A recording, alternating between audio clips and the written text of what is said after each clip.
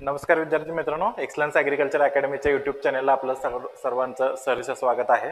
2 दिवस राहिलेत. Agree MPSC men's 18 तारखेला आहे. आज आपण 16 तारखेला रेकॉर्ड करतोय. दर एक्झामला मी एक्झामच्या आधी लास्ट मिनिट स्ट्रॅटेजी म्हणून एक व्हिडिओ बनवतो की एक्झाम देत असताना किंवा एक्झामच्या आदल्या दिवशी वगैरे कोणती काळजी घेतली पाहिजे.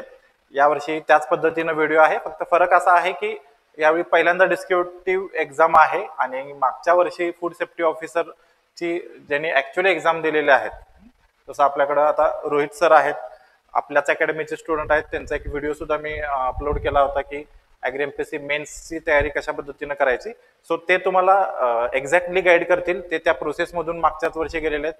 पेपर कसा असतो, बऱ्याचशा टेक्निकॅलिटीज आहेत, मुलांचे मेसेज येत आहेत की रफ वर्कला जागा असते का वगैरे वगैरे. तर सगळ्या गोष्टी त्या तुम्हाला डिटेल मध्ये रोहित सर सांगतील. मी आता फक्त एवढ्यासाठी आलेलो आहे की आपल्या कोर्समध्ये बऱ्याचशा डिस्कशन झालेलं आहे. ज्या त्यावेळी मी तुम्हाला सांगितलेलं आहे की एक्झामची ही जी प्रोसेस आहे, इथं प्रिपरेशन तुमचं 50% मॅटर करतं आणि 50% आहे की तुमची सायकोलॉजी, तुमचा ॲटिट्यूड कसा आहे.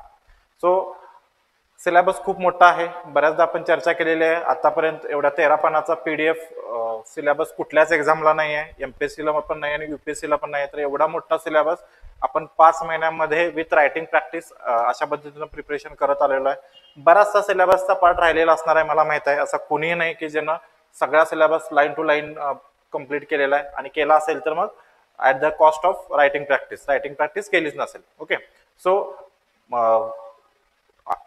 99% धरा की सिलेबस प्रत्येकाने किंवा 100% धरा, प्रत्येकाने काही ना काहीतरी स्किप केलेलं आहे. सो आता हे डोक्यातून काढून टाका. 2 दिवसापूर्वीच मी आपल्या क्लासमध्ये बोललो होतो की it's time to declare syllabus. तो आता तुम्ही डिक्लेअर ऑलरेडी केला असेल तर इथून पुढे नवीन काय नका वाचू. जे ऑलरेडी वाचलेलं आहे त्याचं तेवढं फक्त रिव्हिजन करणं, जे काय तुम्हाला वीक पॉइंट्स लक्षात येतात त्याच्यावरती थोडंफार हलकं फुलकं वाचणं, इतक्या पुरतच मर्यादित ठेवा. इथून पुढं ह्या 1-2 दिवसामध्ये अभ्यास नाही केला तरी चालेल, काही फरक पडत नाही. ओके, फक्त तुमचा ॲटिट्यूड, जे काय बऱ्याच लोकांना भीती वाटते, तर हे खूपच नॉर्मलाइज सांगतो. कारण FSOच्या बाबतीमध्ये होतं. आता जस्ट झालेला फॉरेस्ट्रीचा पेपर आहे, तुम्ही बघितला असेल, तर पेपर खूप सोपा येतो. बऱ्याच लोकांना ह्याचं टेन्शन येते की मला आता टेस्ट सिरीजला सर कमी मार्क पडले वगैरे. तर आपण चेकच खूप स्ट्रिक्टली केलेला आहे.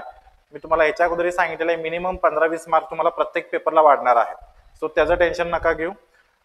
अर्धी जी लढाई आहे ती तुम्ही ऑलरेडी जिंकलेली आहे, तुम्ही अभ्यास केलेला आहे. आता अर्धी लढाई ही आहे की एकदम शांतपणे पेपर लिहिणं. कॉम्पिटिशन, मी पुन्हा पुन्हा रिपीट करतोय, कॉम्पिटिशन खूपच कमी आहे. पुढच्या ऍडला जे काही तुमचे ज्युनियर्स असतील त्यांना ते जाणवेल. आता पहिलीच एक्झाम आहे, खूप सगळ्या गोष्टी कन्फ्युजिंग आहेत. तो एक प्रोसेस धरून आपण अभ्यास केलेला आहे. सो तीच प्रोसेस फॉलो करायची आहे. पेपरनं पूर्ण कव्हर करा. एखाद्या केसमध्ये कुठे तुम्हाला अवघड वाटलं किंवा आउट ऑफ सिलेबस आहे, हा मी प्रिपेअर केला नव्हता आणि ऑप्शनला पण दुसरा नाही आहे, तर अशा वेळी जरी समजा दोन्ही पेपरमध्ये मिळून एक 20-30 मार्काचा राहत असेल, येतच नाही, तरी ते नॉर्मल आहे. आपल्याला येत नाही तर महाराष्ट्रात कुणालाच येत नाही, हा कॉन्फिडन्स ठेवा. सगळ्यांनी एकाच पद्धतीचे सोर्सेस वापरलेले आहेत, त्यामुळे खूप काही फरक पडत नाही. उगीच डिप्रेशनमध्ये वगैरे नका जाऊ की पहिला पेपर अवघड गेला म्हणून दुसऱ्या पेपरला त्याचा परिणाम झाला, असं नको व्हायला. सो सगळ्या डिटेल्स तुम्हाला रोहित सर सांगतीलच. फक्त माझं एकच म्हणणं आहे की शांत राहा, प्रोसेसला लक्ष द्या. तुम्हाला सगळ्यांना पेपर चांगला जाणार आहे आणि तुम्ही सगळे पुढं आपण इंटरव्ह्यूसाठी भेटणार आहोत. सो तुम्हाला सगळ्यांना मी परीक्षेसाठी पुन्हा एकदा शुभेच्छा देतो आणि रोहित सरांना हँडओव्हर करतो. थँक्यू. सर्वांना नमस्कार. माझं नाव रोहित भारत लोकरे आणि जी आता डिस्क्रिप्टिव्ह एक्झाम झालेली होती अन्न सुरक्षा अधिकारी या पदासाठीची, त्यामधून माझी अन्न सुरक्षा अधिकारी या पदासाठी निवड झालेली आहे. तर जी आमच्या वेळी डिस्क्रिप्टिव्ह एक्झाम पहिल्यांदाच होती, त्यामुळं आम्ही ज्या गोष्टी फेस केल्या, ज्या गोष्टींना आम्ही एक्झाममध्ये फेस करत होतो किंवा आमच्याकडून ज्या चुका होत होत्या त्या चुका कुठेतरी टाळण्यासाठी हे सेशन अरेंज केलेलं आहे. तर तुम्ही ज्यावेळेस एक्झामला जाचाल की त्याच्या अगोदर, म्हणजे एक्झामचे तर आहेच काही गोष्टी तुम्हाला लक्षात ठेवायच्या एक्झाममध्ये, पण त्या अगोदर काही गोष्टी आहेत ज्या मी अनुभवल्या आणि त्या मी गोष्टी तुम्हाला शेअर करतोय. तर एक्झामला जाण्या अगोदर म्हणजे तुमची एकदम तयारी, म्हणजे कुठल्या गोष्टी एक्झामसाठी लागतात किंवा काय, त्या सगळ्या गोष्टींचं मी तुम्हाला सांगेल. तर तुमची आता 2 दिवस एक्झाम आली तर बऱ्याच जणांचं असेल की अभ्यास झाला नाही किंवा झाला कम्प्लीट झाला, किंवा हे राहिलं ते राहिलं, बऱ्याच गोष्टी डोक्यात चालू असतात, थोडं टेन्शन येतं, ते स्वाभाविकच आहे. आम्हालाही टेन्शन आलेलं होतं किंवा एक्झाम असल्यानंतर सगळ्यांनाच येणार आहे टेन्शन. तर तुम्ही आता ज्यावेळेस एक्झाम, आता 2 दिवसानंतर तुमची एक्झाम आहे, तर आता तुम्ही स्वतःला इतरांबरोबर कम्पेअर करू नका. कारण आपण ह्या स्टेजला असं होतं की माझं कंटेंटच चांगला नाही किंवा माझं अक्षर खराब आहे, ह्याचं अक्षर चांगलं आहे किंवा पेपर कम्प्लीट होत नाही, ह्या जास्त गोष्टींकडे आपण लक्ष देतो आणि त्याच्यामुळे कुठेतरी बर्डन, स्वतःवर बर्डन येतं की मी एक्झामला आता फुल फोकसने जाईल किंवा माझा पेपर होईल नाही होईल, चांगला कम्प्लीट जाईल नाही. त्या गोष्टी निगेटिव्ह अँगलने विचार करू नका. आता तुम्ही अभ्यास तर आता बऱ्यापैकी सगळ्यांचा झाला असेल, रायटिंग प्रॅक्टिस सगळ्यांनी केली असेल, टेस्ट दिले असतील, तर आता जी तुमची एक्झाम आहे त्याच्या एक पॉझिटिव्ह गोष्टींकडे लक्षात द्या की माझा अभ्यास झालाय आणि मला 400 मार्काचा पेपर कम्प्लीट करून द्यायचा आहे. तर ज्या आता तुम्ही एक्झामला जाणार आहे, 2 दिवसांनी तुमची एक्झाम आहे, तर त्यावेळेस तुम्ही एक्झामला लागणाऱ्या गोष्टी ज्या एकदम बेसिक आहेत पण त्या महत्वाच्या तितक्याच आहेत. तर एक्झामला जायच्या अगोदर तुम्ही एक तुमचं रायटिंग पॅड पण तुमची तयारी असू द्या. की रायटिंग पॅड का, की जर एक्झामला तुमचा जो डेस्क आहे तो खराब असेल तर तो पॅड तुम्हाला उपयोगी येईल. जर ट्रान्सपरंट पॅड जर अलाव केलं एक्झामला तर घेऊन तर जावं तुम्ही, म्हणजे याला अलाव करतील नाही करतील तर माहित नाही, पण एक तयारी असू दे तुमची. त्याचबरोबर एक ब्लॅक पेन जो आपला रोल नंबर टाकण्यासाठी लागतो किंवा एक्झामचं नाव टाकावं लागतं, तर तिथं तो ब्लॅक पेन लागतो. तर एक ब्लॅक पेन पण सोबत असू द्या. तुमच्या जे रायटिंगचा तुमचा पेन आहे त्याबरोबर एक ब्लॅक पेन पण ठेवा. आता हे झालं मटेरियलच्या बाबतीत, जे काही तुम्हाला एक्झामसाठी लागणार आहे किंवा काय बाकी ते पेन्सिल असेल, पट्टी असेल, ते सगळ्या गोष्टी तयार ठेवा.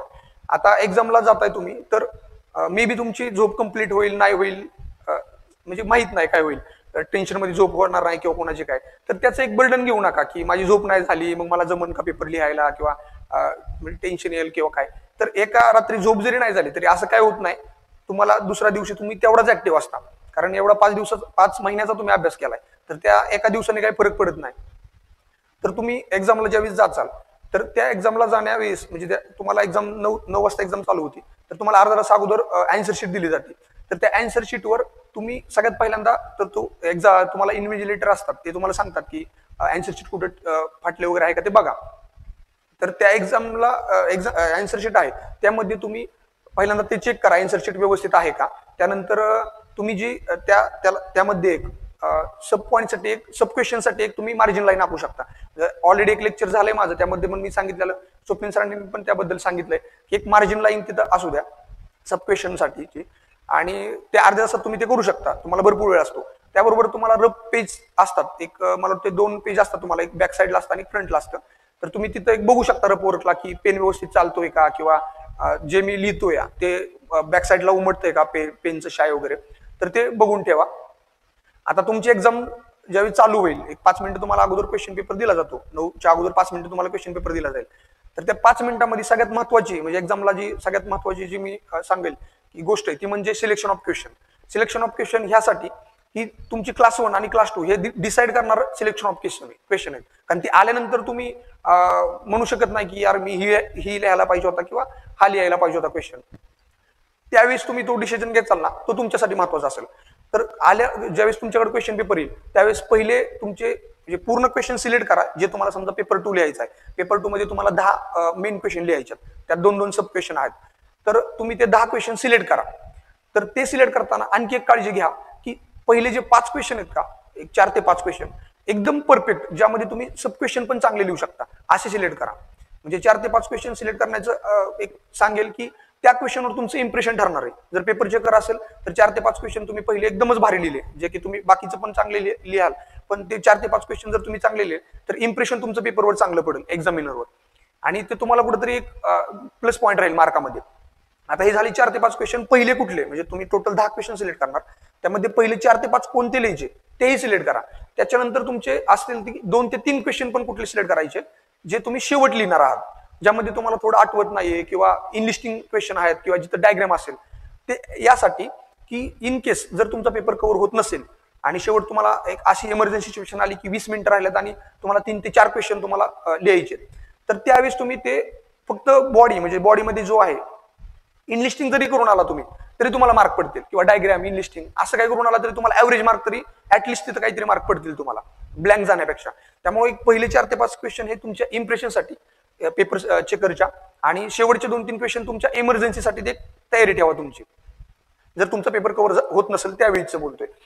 आता तुम्ही ज्यावेळेस 3 तास पेपर लिहिता, आता बऱ्याच जणांना असतं की पेपर लिहिताना थोडं टेन्शन येईल किंवा आठवेल का नाही हे आता तुम्हाला वाटत असेल, पण एक 10 मिनिटं झाले ती नॉर्मल होऊन जातं प्रेशर. ज्यावेळेस तुम्ही पेपरच्या झोनमध्ये जाचाल ऍक्च्युली त्यावेळेस तुम्हाला जाणवत पण नाही की मी पेपर लिहायला लागलो किंवा आठवत पण नाही काय चाललंय काय नाही. त्यामुळे एक पहिले 10 मिनिटं फक्त नर्व कंट्रोल करा, त्यानंतर तुम्हाला 3 तास गेलेले पण कळणार नाहीत. तर पेपर लिहिताना आता क्वेश्चन सिलेक्शन झालं. आता क्वेश्चन सिलेक्शन मध्ये आणखी एक आहे की 5 मिनिटांमध्ये तुम्ही किंवा क्वेश्चन ज्यावेळेस तुम्ही लिहिताल त्यावेळेस तुम्ही ती करू शकता. जी माझ्याकडून पण एक चूक झाली त्यामुळे मी एक सांगतोय तुम्हाला की एक क्वेश्चन होता आम्हाला, मी एक एक्झाम्पलने सांगेल की what is fibre, classification of fibre आणि physiological functional property of fibre. तर तिथं तुम्ही असं करू शकता,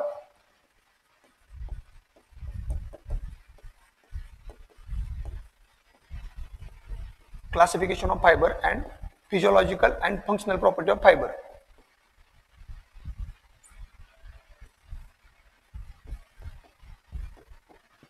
physiological function property of fibre. तर त्यावेळेस तुम्ही तिथं असं करू शकता की प्रत्येक क्वेश्चनला काय विचारलंय त्याला गोल करू शकता तुम्ही. असं क्लासिफिकेशन विचारलंय, फिजिओलॉजिकल आणि फंक्शनल प्रॉपर्टी विचारल्यात. तर त्याचा एक फायदा असा की मी माझ्याकडून विसरून गेलो तर मी फ्लो मध्ये क्वेश्चन वाचला आणि माझ्याकडून एक क्लासिफिकेशन शब्द वाचायचा राहून गेला. मी फक्त फायबरची डेफिनेशन आणि हे एवढंच फिजिओलॉजिकल फंक्शन प्रॉपर्टी एवढंच लिहिलं. त्यामुळं आणि हे मला आल्यानंतर समजलं की माझ्याकडून क्लासिफिकेशन लिहिलंच गेलं नाहीये. तर तुम्ही जो क्वेश्चन सिलेक्ट करताल ना त्यात तुमचं जे काही विचारलंय त्याला तुम्ही राऊंड करू शकता. समजा तुम्हाला सीड विचारलाय, व्हॉट इज सीड विचारलाय, ऍक्ट त्याच्यात तुम्हाला ऍडव्हान्टेज विचारलात आणि प्रोव्हिजन विचारलात, तर व्हॉट इज सीडला एक गोल करू शकता तुम्ही, ब्रॅकेट करू शकतो का गोल करू शकता. प्रोव्हिजनला एक तुम्ही राऊंड करू शकता आणि ऍडव्हान्टेजेसला एक राऊंड करू शकता. त्यामुळे कसं होईल की ज्यावेळेस तुम्हाला क्वेश्चन लिहायचा आहे त्यावेळेस तुम्हाला कळेल की नेमकं मला काय लिहायचंय क्वेश्चन मध्ये. बऱ्याच जणांचा आता क्वेश्चन पेपर किंवा आन्सर शीट बघितल्यानंतर पेपर बघितल्यानंतर जाणवलं की विचारलेत ऍडव्हान्टेज आणि लिहिलेत डिसएडव्हान्टेज. मग ही एक चूक एक्झाम मध्ये होती आपल्या, जी की आपल्याला पेपर झाल्यानंतर कळतं की माझ्याकडून ही चूक एक्झाम मध्ये होऊन गेलेली आहे.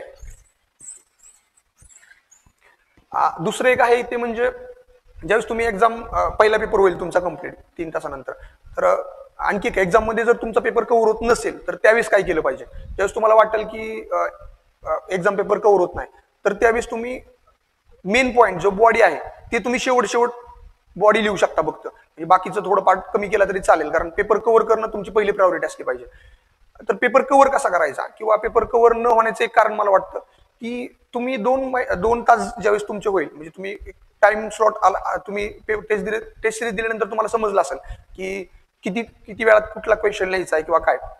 तर ज्यावेळेस तुम्ही 2 तास होतील तुमचे, त्या 1 तासामध्ये तुम्हाला शेवटच्या 1 तासामध्ये तुम्हाला अलार्म भेटला पाहिजे की माझे किती क्वेश्चन राहतात.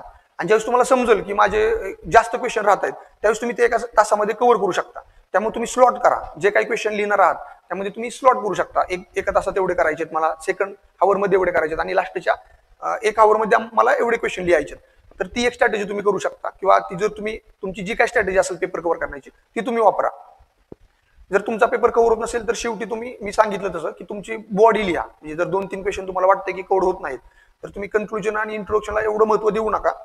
जर तुमचा पेपर कव्हर होत नसेल तर मी स्ट्रॅटेजी सांगतोय, तुमची डायरेक्ट बॉडीवर, म्हणजे बॉडी जे आहे विचारलंय, जे मेन विचारलंय क्वेश्चन मध्ये तेवढं लिहिलं तरी चालून जाईल. तर पेपर 1 झाल्यानंतर कसं होतं, 3 तासाचा वेळ आहे तुम्हाला मध्ये ब्रेक. तर त्या 3 तासामध्ये त्या पेपर 1 म्हणजे कसा आहे, पेपर अवघड येईल किंवा सोपा येईल याची कुणा बरोबरही चर्चा करू नका. कारण त्याने काय होतं की एखाद्याला सोपा जाऊ शकतो. आपला पेपर 20-30 मार्काचा समजा कम्प्लीट नाही झाला तर मग टेन्शन येतं की आता माझं सिलेक्शन होईल का नाही, किंवा आता माझं काय होणार, मला मार्क खूप कमी पडतील. तर पेपर 1 झाला ना तर त्या वेळेत तुम्ही सेकंड पेपरचा अभ्यास किंवा शांत या 2च गोष्टी फॉलो करा. त्या पेपरचं कुठेही डिस्कशन करू नका जोपर्यंत तुमचा 6 वाजत नाहीत आणि पेपर 2 होत नाही तोपर्यंत. त्याचं तुमच्यावर बॅड इम्प्रेशन पडू शकतं त्या पेपर 2 वर, त्याचं टेन्शन वगैरे आल्यानंतर. तर त्यामुळे ते 3 तासात तुम्ही एकतर त्या पुढच्या पेपरचा अभ्यास करा किंवा शांत राहा. आता पेपर 1 ला आणखी एक आहे मी सांगेल की ज्यावेळेस तुम्ही ऍक्च्युअल पेपरमध्ये लिहिता त्यावेळेस तुम्ही स्वतःवर कंट्रोल ठेवणं पण तितकंच गरजेचं आहे. कारण आपल्याला वेळेमध्ये पेपर कम्प्लीट करायचा आहे. जर तुम्ही तिथं स्वतःला आवडलं नाही, म्हणजे 5 मार्काला क्वेश्चन तुम्ही 2 पानं 3 पानं लिहित बसला तर ते तुमचा पेपर कव्हर होणार नाही. त्यामुळे वेळेनुसार आणि क्वेश्चनच्या डिमांडनुसार, मार्कनुसार तुम्ही ते फुलफिल करा ते डिमांड क्वेश्चनची. जर ज्यावेळेस तुमचा पेपर पूर्ण कम्प्लीट होईल, पेपर 1 आणि पेपर 2, त्यावेळेस तुमचा 6 वाजता म्हणजे तुम्ही ज्यावेळेस पेपर कम्प्लीट होईल तुमचा त्यावेळेस तुमचं एक पूर्ण सॅटिस्फॅक्शन असलं पाहिजे की मी 400 पैकी 400 मार्काचा पेपर लिहिला. कारण तुमची पहिली प्रायोरिटी 400 पैकी 400 मार्काचा पेपर लिहिण्याची का असावी, तर जेवढं तुम्ही जास्त पेपर लिहिसाल तेवढं तुमची जास्तीत जास्त मार्क वाढण्याचे चान्सेस आहेत. आता हे जे बोललो मी ते झालं एक्झामच्या दिवशी काय करायचं. तर आता बाकीच्या ज्या गोष्टी इथं की ज्या एक्झाम मध्ये चुका होतात, जे मी अगोदर एक सांगितलं की एक चूक होती की क्वेश्चन रीड केला जात नाही किंवा सिलेक्शन ऑफ क्वेश्चन एक, त्या 2 गोष्टी तर आहेत. पण आणखी एक मेजर चूक जाणवती ते म्हणजे सब क्वेश्चन नंबर आहे तो बरेच जण विसरतात किंवा मेन क्वेश्चन नंबर विसरतात. तर ती एक काळजी असावी, म्हणजे प्रत्येक क्वेश्चन लिहिल्यानंतर तुम्ही एक क्रॉस व्हेरीफाय करा की मी तो क्वेश्चन नंबर आणि सब क्वेश्चन नंबर व्यवस्थित लिहिलाय का, कारण तो जर चुकला तर तुमचे तो काउंटच होणार नाही मार्कमध्ये. त्यामुळे ती एक सगळ्यात महत्वाची आणि सगळ्यात महत्वाची मी यासाठी सांगतोय की तो चेक होत नाही पेपर, तो क्वेश्चन. त्यामुळे तो ते क्वेश्चन नंबर लिहिलाय का, तो क्वेश्चन नंबर लिहिलाय का किंवा तो सब क्वेश्चन नंबर लिहिलाय का याची एकदा खात्री करा. शेवटी एवढंच सांगेल की आता एक्झामला टेन्शन येतंय परंतु स्वतःला पॉझिटिव्ह ठेवा.